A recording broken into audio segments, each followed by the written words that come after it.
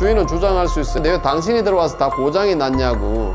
계좌를 압류한다든지 부동산에 대해서 가압류를 한다든지 1억 원짜리 집 가치보다는 보통 50%까지 떨어지거든요. 보통 임대인이 잘 안 해주려고 하는데 요즘은 많이 해줘요. 얘기하면 대부분 다 해주게 돼 있고.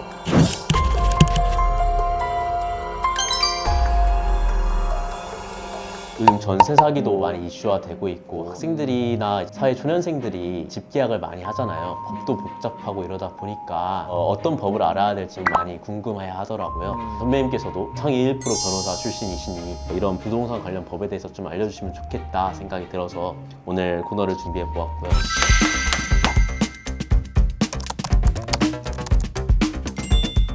전세든 들어가기 전에 어떤 서류들을 보는 게 좋을까요? 일단 부동산 등기부 등본을 꼼꼼하게 살펴봐야죠.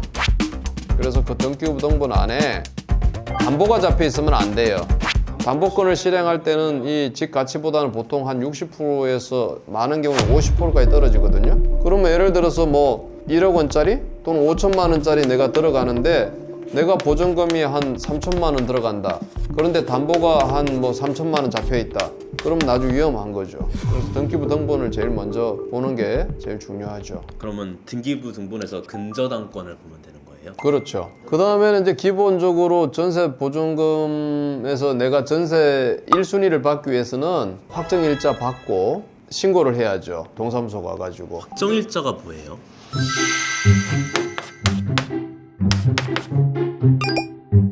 내 다음에 또 근저당권이 또 들어올 수 있잖아요. 그렇기 때문에 내가 몇 월 며칠 날 이 집에 들어왔다. 전세입자로. 그거를 스탬프를 딱 찍어주는 거죠. 그게. 건축물 대장이라는 것도 있던데. 무허가 건물인지 아닌지를 보는 게 건축물 대장인데 보통은 건축물 대장까지는 안 봐요. 왜냐하면 등기부 등본이 있으면 무허가 건물이 아니라는 거거든요. 그래서 굳이 건축물 대장까지는 안 봐도 돼요. 보증보험이라는 게 있더라고요. 그거는 보증보험은 나중에 전세금을 돌려받지 못하는 상황이 발생할 수 있잖아요. 그럴 때 보증보험 회사에서 전세금에 해당되는 금액을 보장해 주는 거고 보증보험 회사는 임대인에게 나중에 내가 이거 물어줬으니까 너가 이제 물어줘 하고 이러는 거죠. 일종의 보험이라고 보시면 돼요. 그럼 이게 만능은 아닌 거네요. 다 체크를 하고 들어가 줘야 되겠죠. 그러면 이제 보증금을 많이 못 받기도 하잖아요. 그럴 때 이제 법률적으로 대처할 수 있는 그런 방법이 뭐가 있을까요? 그래서 할 수 있는 거는 임대인이 돈이 있으면 계좌를 압류한다든지 부동산에 대해서 가압류를 한다든지 법적인 조치를 해서 묶어놓는 게 필요해요. 그러면 답답해진 임대인이 뭐 대출을 받든 어떻게 하든 해서 그걸 풀려고 전세 보증금을 돌려주는 경우가 많아요. 제일 난감한 건 뭐냐면 임대인이 자기 재산이 없어. 그게 요즘 전세 사기 수법. 그렇죠. 그런 걸 대비해서 아까 말한 뭐 확정일자를 받아 놓는다든지 보증보험을 들어간다든지 안전핀을 박아 놔야죠. 그걸 만약에 해놓지 않았을 경우에는 이제 임대인의 재산이 없을 땐 정말 난감해요. 그땐 답이 없어요.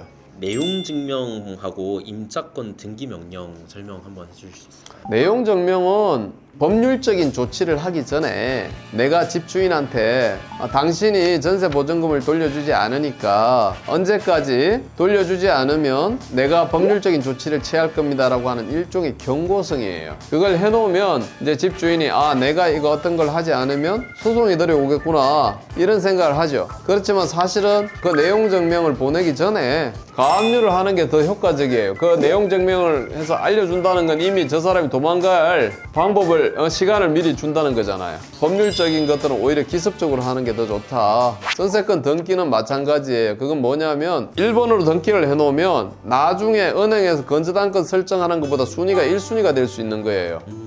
단순히 전세권만 가지고 있어가지고는 1순위가 안 되거든요.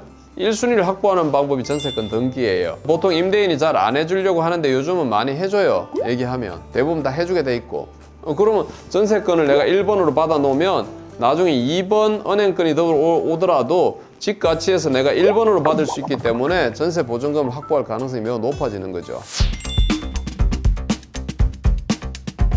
저희가 계약서를 또 쓰잖아요. 계약서를 쓸 때 봐야 되는 게 뭐가 있을까요? 계약서에서 가장 중요한 것은 이제 전세 보증금, 월세가 있는 경우에 월세가 나와 있고 월세 지급일 같은 게 나와 있겠죠. 계약 기간이 나오겠죠. 전세를 놓는 임대인이 진짜 이 집 주인이 맞는지 그런 것들을 전세 계약서를 통해서 확인을 해야 되겠죠.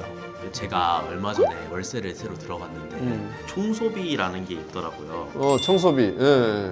청소를 이제 제가 나갈 때 이제 집주인이 청소를 의뢰해야 되니까 이 청소비를 내고 가야 된다라고 하는데 제가 집에 들어갔을 때는 청소가 안 되어 있었거든요. 그런 경우에는 뭐 항의가 가능한가요? 처음에 들어올 때 청소가 안 돼 있었다. 그럼 집주인한테 이거 청소 깨끗하게 해주십시오 라고 요구를 해야 되겠죠.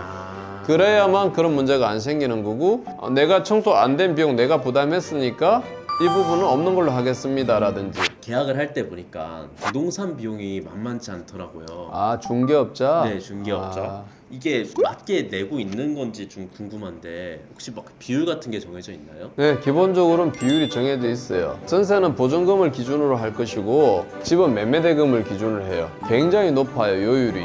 요율이 높은데 그게 상한선이에요. 얼마든지 협상을 할 수가 있어요.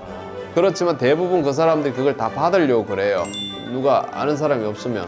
그 요율의 범위 내에서 처음부터 계약을 할 때 부동산 중개 수수료가 얼마인지 정확하게 짚고 계약서 쓸 때 깎아달라고 해야 되는 거예요? 처음부터 이 부분에 대해서 요율을 정해놓고 들어가는 게 좋아요. 계약 기간보다 빨리 집을 나가고 싶을 때도 있고 좀 계약 기간보다 더 살고 싶을 때도 있잖아요. 계약 기간보다 빨리 나가야 되는 상황이 발생할 수 있죠. 그럴 때는 주인은 어차피 전세 계약 기간이 있기 때문에 내가 돈을 미리 내줄 필요가 없어요. 그러면 그건 미리 사전에 주인하고 얘기를 해야 돼요. 주인이 부동산에다가 집을 내놓을 수 있겠죠. 그래서 그 사이에 예를 들어서 들어오는 사람이 생기면 나갈 수 있지만 생기지 않으면 나가야 되겠지만 돈은 못 받아 나가는 거예요. 그러면 집주인이 협의를 안 해주거나 새로운 임차인을 못 구하면은 그렇지. 약속이니까 그거는. 그리고 더 살고 싶으면 새로운 계약을 해야 되겠죠. 법 규정의 테두리 내에서 기존의 금액보다 5% 이상 못 받는다 월세를. 그러니까 임차인이 원할 경우에는 1회 연장을 할 수가 있는데 그 예외 조항이 있어.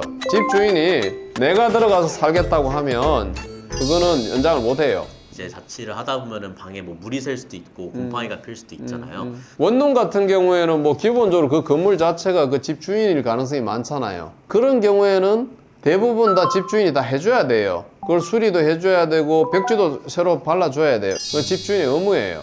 그런데 아파트 같은 경우 있잖아요. 물이 새는 원인이 그 윗집이 잘못됐을 수도 있고 외벽이 잘못됐을 수도 있잖아요. 그런 경우에는 왜 물이 새는지에 대해서 이제 보통 아파트 같은 경우에 점검을 해요. 자취를 30년 해보셨잖아요. 꿀팁 이런 게 있을까요? 내가 들어가서 교체해야 될 거 있잖아요. 주인은 주장할 수 있어요. 내가 사용할 때 멀쩡했는데 왜 당신이 들어와서 다 고장이 났냐고. 내가 실수로 고장이 냈으면 부담을 해야 되겠지만 처음에 어떤 상태로 이게 있었는지 그게 제일 중요하겠죠. 그러면 뭐 사진이나 영상을 찍어두는 게 도움이 될까요? 도움이 된다고 봐야죠.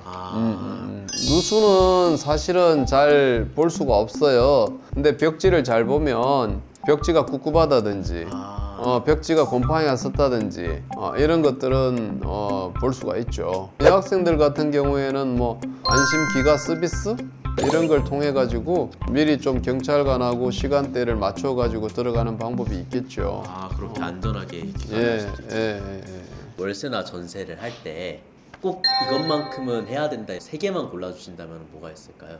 일단 등기부등본 무조건 잘 보고 보증금 돌려받을 수 있는 이 구조인지 아닌지를 확실히 봐야 돼. 건저당권이 설정되어 있는 건물은 가급적 안 들어가는 게 좋죠. 그 다음에 확정일자 받고 주민등록 전입신고를 꼭 동사무소에 가서 하는 게 중요하고, 전세 계약서 되게 중요하죠. 전세 계약서에 지금 집 상태가 어떤지를 구체적으로 잘 기술하고 나중에 원상복구할 때 내 책임을 최소화시켜 놓는 게 중요하고, 부동산 복비, 중개수수료 처음에 모른다고 그냥 잘못하면 덤탱이 다 쓰니까 처음부터 정확하게 이 보증금의 몇 프로로 해서 계약을 잘 하고 손해보는 일이 없도록 그 요율 안에서의 재량이 있으니까 오늘 촬영 여기까지 하도록 하겠습니다. 혹시 하고 싶으신 말 없나요? 감사합니다. 고맙습니다.